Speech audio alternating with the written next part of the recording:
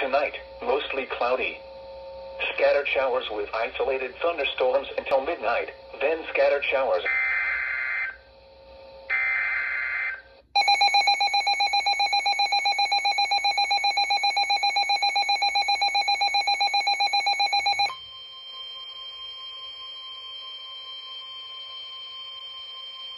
This is a statement from the National Weather Service.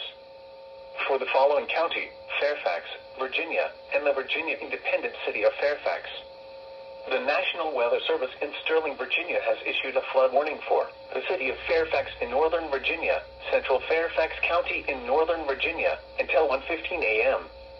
At 10:11 p.m., reporting gauges indicate that minor flooding will begin shortly near Strathmead Springs. Up to 1 to 2 inches of rain has already fallen. Little to no additional rainfall is expected at this time. Some locations that will experience flooding include Fairfax, Mantua, Oakton, Merrifield, and I-66 and I-495 interchange. Turn around, don't drown when encountering flooded roads. Most flood deaths occur in vehicles.